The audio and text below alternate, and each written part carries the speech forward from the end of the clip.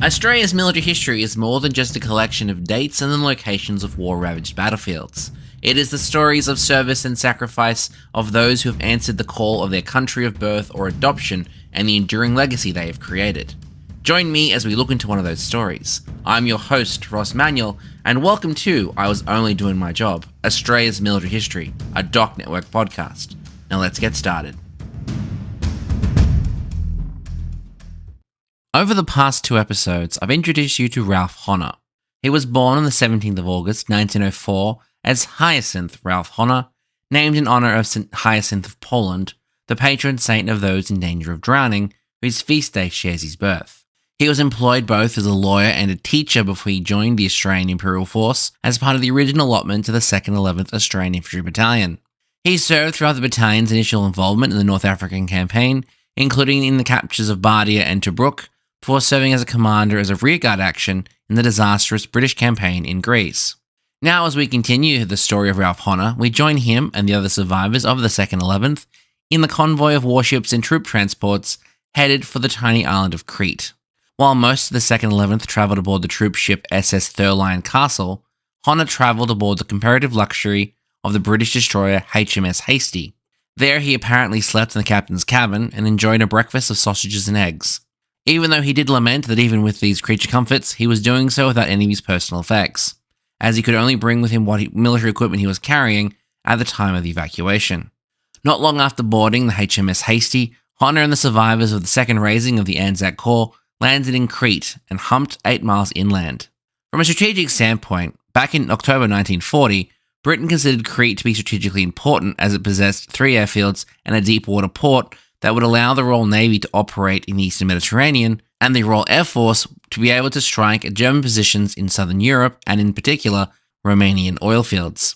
Now in April 1941, those same strategic assets were no longer as strategic, as the island lacked suitable road and rail infrastructure to support troop movements, and the port lacked modern facilities that would allow for rapid resupply or evacuation.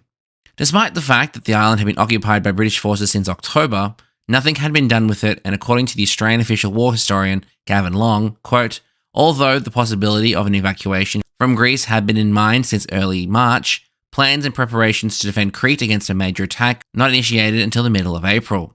Much that could have been done in the meantime remained undone, unquote. As a result, the force that defended Crete on the 26th of April 1941 consisted of 2/3 of the New Zealand Division and a conglomerate of soldiers of the 19th and 17th Australian Infantry Brigades, organised as the 19th Australian Brigade Group, and did not have enough equipment or supplies to sustain them. As well, did not have any heavy artillery or armour. The remaining survivors from Greece were sent to Alexandria due to those limited stockpiles of supplies on the island. There was also a British brigade already garrisoned on the island, and approximately 13 Greek battalions that were a mix of training battalions and units evacuated from the mainland. The Greeks had little to no equipment or ammunition. In total, there was approximately 39,000 British and Dominion troops defending the island who dug in and waited for the German onslaught. As the Allied troops waited, Honner and the rest of the Australian forces attempted to recover following the evacuation. They trained and established the perimeter in the Retimo sector. On the 8th of May, Honner and the rest of the 2nd 11th were relocated to the left flank of the 5-kilometre Retimo perimeter, near the village of Palantias, linking the Greek 4th Battalion with the 2nd 1st Australian Infantry Battalion on the hills that covered the east-west road, the airfield, and the village of PG. Don't worry, I'll include maps in the show notes. Once this position was established, Honner and the rest of his men routinely bartered with the locals for essentials as the Allied supply lines prevented adequate rations and supplies to be brought forward, and also immersed themselves in the Cretan culture, including frequenting the beach. Despite the illusion of easy living on a Mediterranean island, the Australian troops, like the rest of the Allied force, became experts at concealment. And according to Gavin Long, quote, if in the event one of the defenders' positions was located and photographed by a German reconnaissance plane, it was quickly moved, unquote. By the 17th of May, the garrison on Crete included about 15,000 Britons, 7,750 New Zealanders, 6,500 Australians, and 10,200 Greeks under the command of New Zealand Major General Bernard Freeburg, VC. General Freeburg had requested that all military personnel that lacked weapons or had, quote, little or no employment other than getting into trouble with the civil population, unquote, off the island. As the threat grew closer, however, General Freeburg drew up his paltry force and identified that Crete was going to be defended from 4 locations spread across the island. Running from west to east, first the western sector based around Canea would be defended by the New Zealand contingent. Suda Bay, the only major port in the island, would be defended by the British and Greek contingent. The next sectors would be from the resort town of Georgiopolis to Retimo, and would comprise most of the Australian contingent, and the 4th sector from Heraclion would comprise most of the British force and Australian battalion, and the remainder of the Greek forces. Despite the 3 airfields on the island, there was only 42 Allied aircraft scattered between 4 squadrons available for defence. In all, the force under General Freeburg's command greatly suffered in terms of training, equipment and stores, but also lacked artillery support and naval resupply owing to the German air dominance and the primitive port facilities. What it did have, however, was a dogged resolve that would be tested when the Germans attacked on the 20th of May, 1941. At 9 am, Honner and his platoon leaders watched spellbound at the sight of 14 lumbering German troop planes heading towards them before suddenly veering off towards the Malama airfield in the 1st sector. This was followed at midday by another group of 20 troop carriers crossing their positions and headed for Heraclion. Despite the agony of having to watch the war unfold around them, finally at 4 p.m, German fighters and transports from the Luftwaffe crossed the Cretan border at Retimo.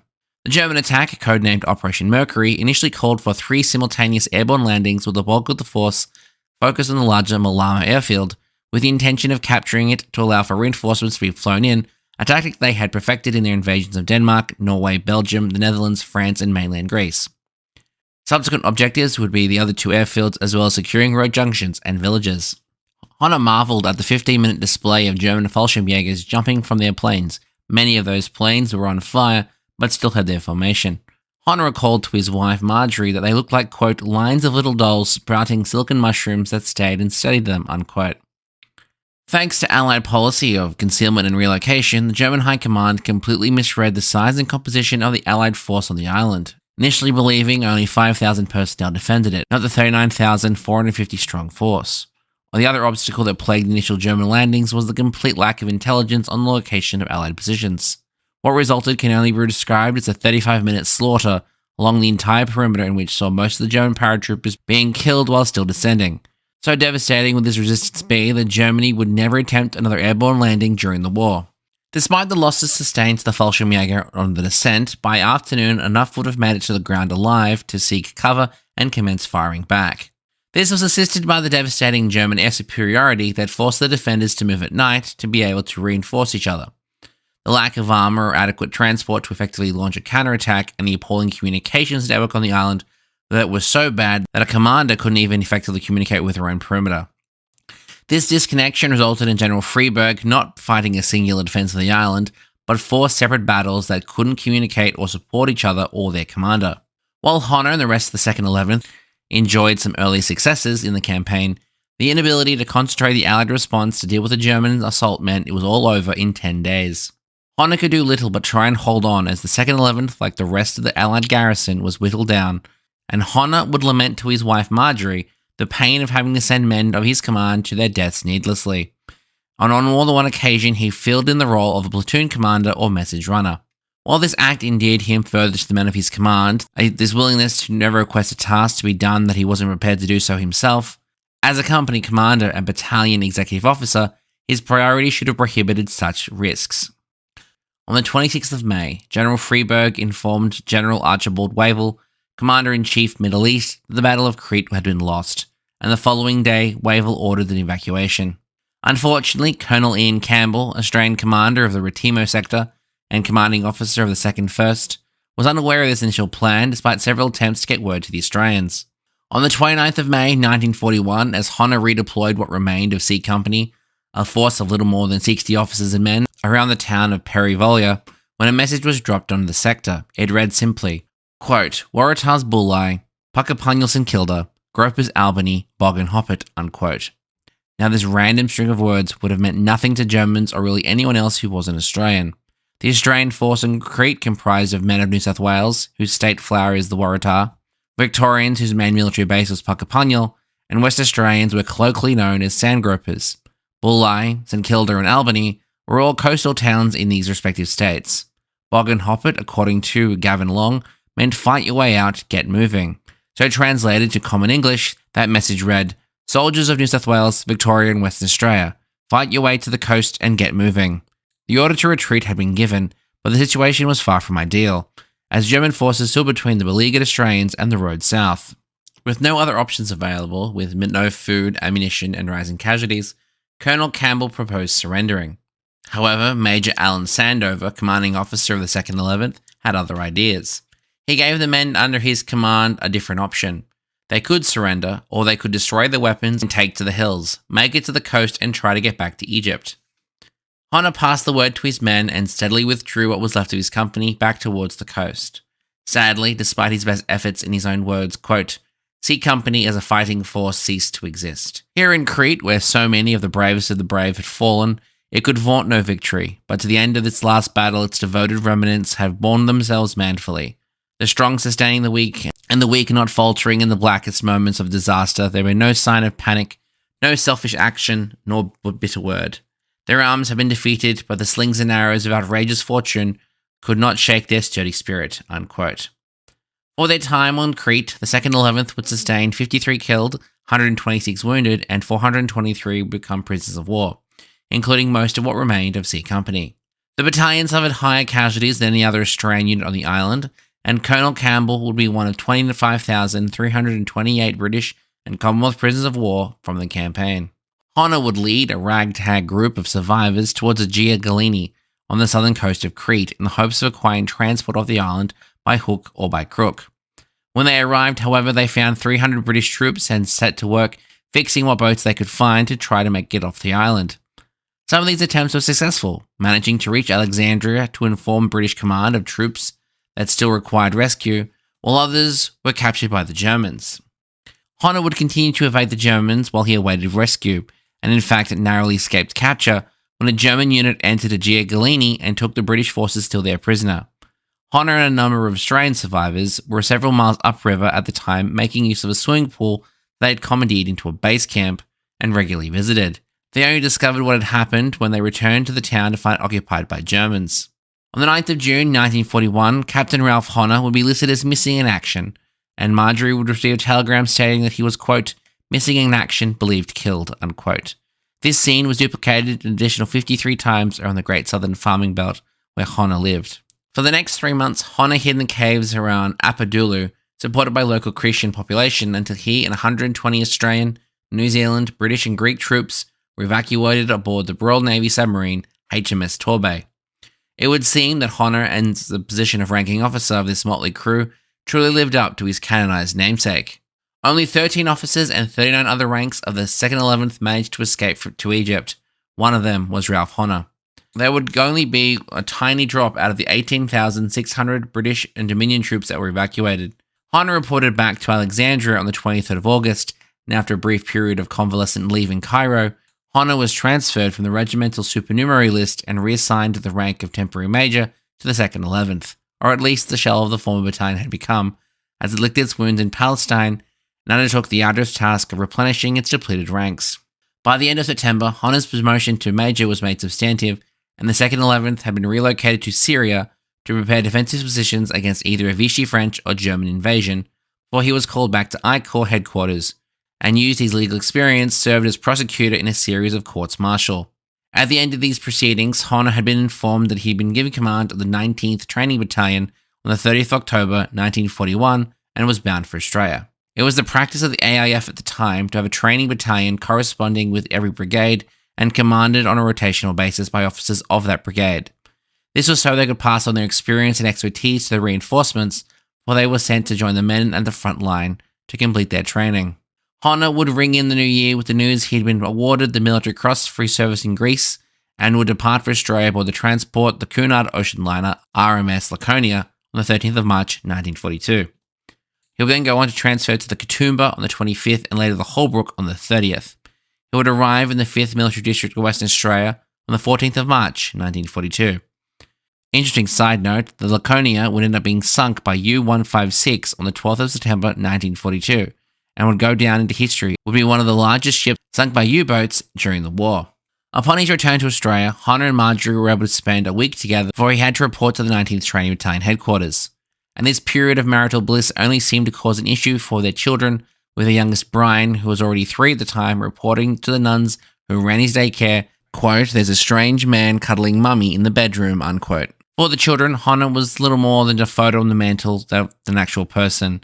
He, along with his staff, would go on to take over northern camp roughly 94 kilometres east-northeast from Perth and oversee the training of a number of militia battalions. While Honner had been in the Middle East with the 6th, 7th and 9th Divisions, the defence of Australia initially fell to the 8th Division and the militia, which comprised of 2 cavalry divisions and 4.5 infantry divisions, or the equivalent of what Australia fielded during the previous war.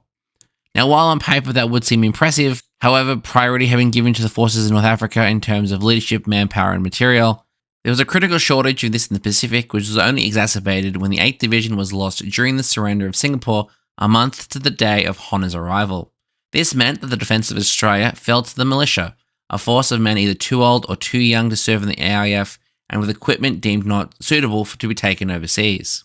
If these handicaps weren't bad enough, the men of the militia also had to contend with the stigma of being referred to as chocos, short of chocolate soldiers, by the men of the AIF. The reasoning behind this so-called term of endearment came from the fact that they had a higher rate of pay to the men of the AIF and all had the trappings of soldiers, but due to the 1903 Defence Act, they were restricted to Australia and her territories, and such was simply for show.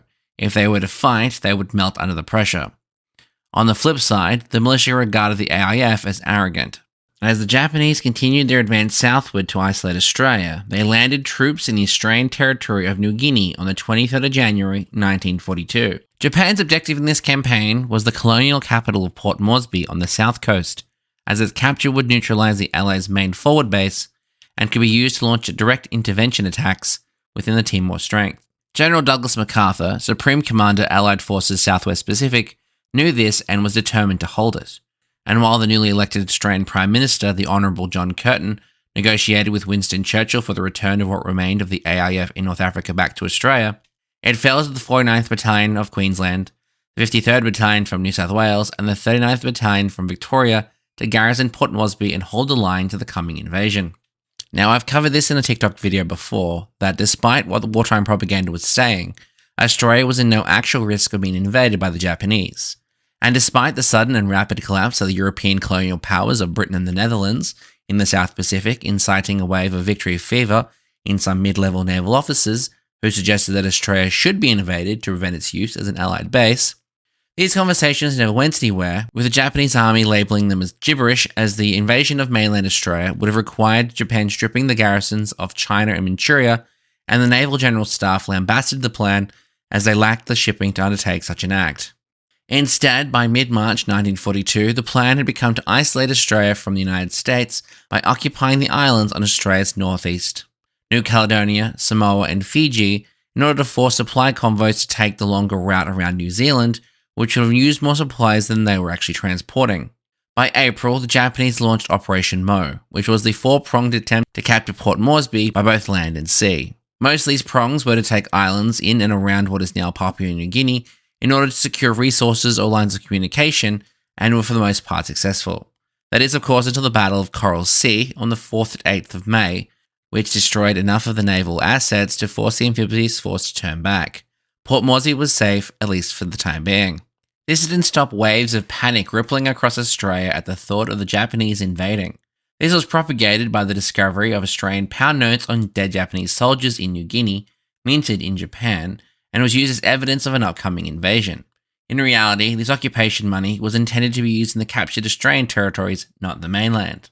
Instead of forcing their South Pacific acquisitions to use the yen, they elected to allow their new subjects, as part of the Japanese economic co-prosperity sphere, which was just a fancy name for swapping a European colonial overlord for a Japanese one, to continue using whatever currency they had already been using. So Japan minted rupees, pesos, pounds, and guilders, with postmarks of the Japanese government as a way of keeping the populations under control. In response to the defeats at Coral Sea and the decisive defeat at the Battle of Midway on the 6th and 8th of June, the Japanese then attempted a limited seaborne landing at Buna in July and Milne Bay in August, from which a direct assault on Port Moresby overland could be possible. While the roughly 100-strong Allied force at Buna was routed, the Japanese were handed their first decisive defeat on land by a force comprised mainly of militiamen of the 7th and 14th Infantry Brigades and the 18th Infantry Brigade of the Australian Imperial Force. Almost prophetically, before these invasions, Commander-in-Chief, Australian Military Forces, General Sir Thomas Blamey, under the advice of General MacArthur, stated that it was time for the Australians to go on the offensive, and instructed Major General Basil Morris, commanding officer of the 8th Military District. If you recall, the 8th Military District was the administrative area for Papua and New Guinea, and on the 29th of June, he was ordered to cross the Owen Stanley Ranges, a mountain range that runs east-west across the island, and secure the Papuan administrative post of Kokoda, as it possessed the only airfield in the middle of the island, and in doing so would enshrine that location in Australia's history. The task fell to Captain Sam Templeton and the inexperienced B Company 39th Battalion to cross the Owen Stanley Ranges along the Kokoda Trail, an unmapped expanse measured in hours travelled, not by miles or yards. Now I can already hear the comments from the majority of my listeners. How dare I call Kokoda the Kokoda Trail? Well, the answer is simple. To generations of Australians, it will always be referred to as the track.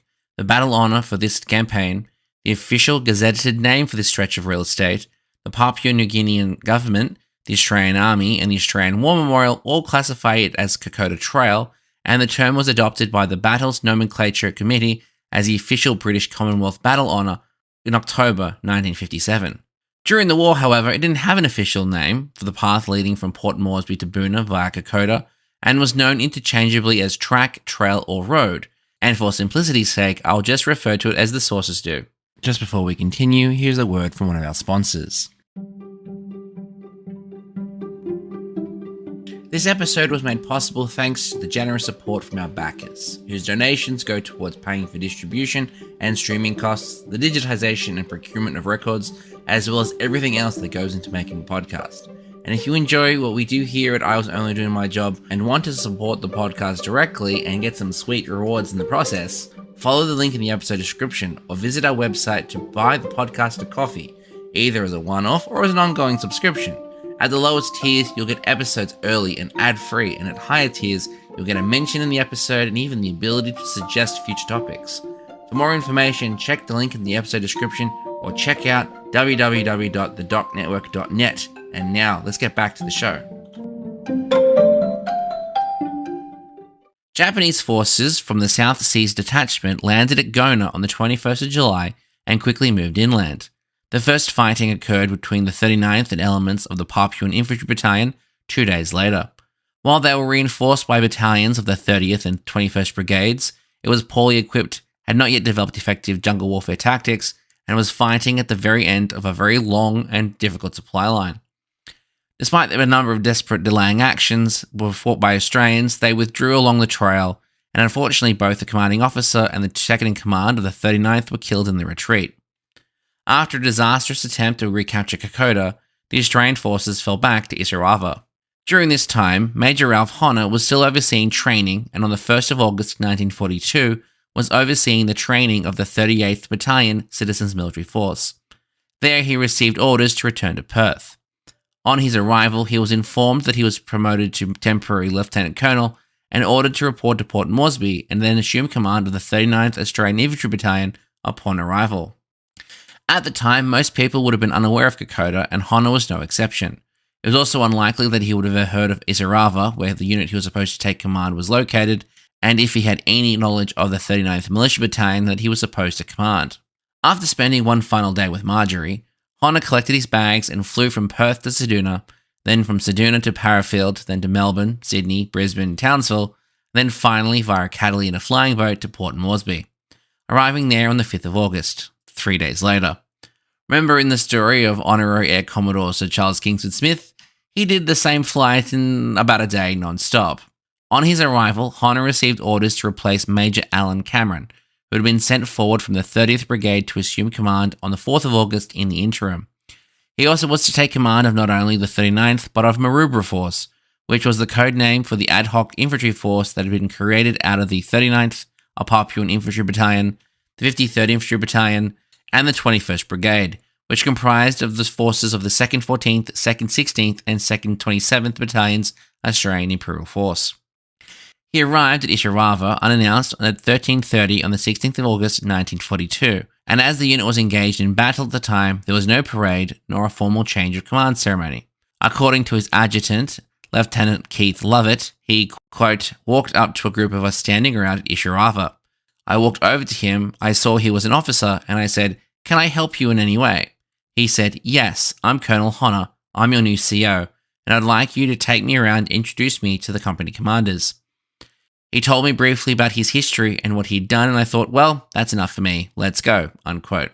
Honner was ordered to hold the northern side of the Owen Stanley Range until reinforced, and that is what he did, commanding a ragged, exhausted collection of young men who, when all seemed lost, were decisively reinforced by an elite battalion of the Australian Imperial Force, who, together, were about to write a critical chapter in Australia's military history. And that is where we're going to end this episode. Next episode, we'll see Honner's involvement in the Kokoda Campaign. And there you have it, folks. That's part 3 of the life, service, and legacy of Colonel Ralph Honner. Catch you next time, friends. Bye. Works cited in this episode are Ralph Honner, Kokoda Hero by Peter Brune, The Good Soldier by Field Marshal Earl Wavell, He's Not Coming South by Peter Stanley, The Australian Militia at War, 1939 to 1945 by James Morrison, The Making and Breaking of the Post-Federation Australian Army, 1901 to 1909 by Craig Stockings, The Official History of the Australia's Involvement in the Second World War, The Service Record of Ralph Honner, and the Unit Diaries of the 2nd 11th Australian Infantry Battalion, the 19th Australian Infantry Brigade, and the 6th Australian Division, and the website of the Australian War Memorial.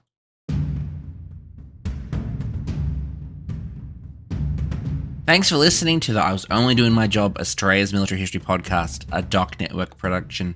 This episode was recorded on the lands of the Gangdangara people whose elders have passed on knowledge for thousands of years, and we pay our respects to elders past, present, and emerging. This episode was written, researched, produced, directed, and audio engineered by me, Ross, with additional research done by Laurie Favell of My Silent Hero. If you do know someone whose story needs to be told, feel free to leave a comment on an episode or send us an email at iwasonlydoingmyjobpod@gmail.com. If you like what we do here and you want to support this podcast, the best thing you can do is share this with a friend or leave a review on your favorite podcast platform, as it really helps others find the show. And if you want to join in on the conversation, join us over on Discord. And if you want more content, including show notes, photos, transcripts, and my various adventures finding memorials dotted around Australia, head over to our website at www.thedocnetwork.net and follow the show on all our social media pages at IWODMJ. Don't worry, there are links to everything in the show notes. Join me personally for more bite-sized history over on TikTok and pretty much everywhere else at Doc Winters. All opinions expressed in this episode are solely those of the speaker and do not reflect the views or opinions of any entity, agency, or organization. It is licensed under a Creative Commons Attribution Non-Commercial Share-alike 4.0 International License. Thanks for listening. Catch you next time. Bye.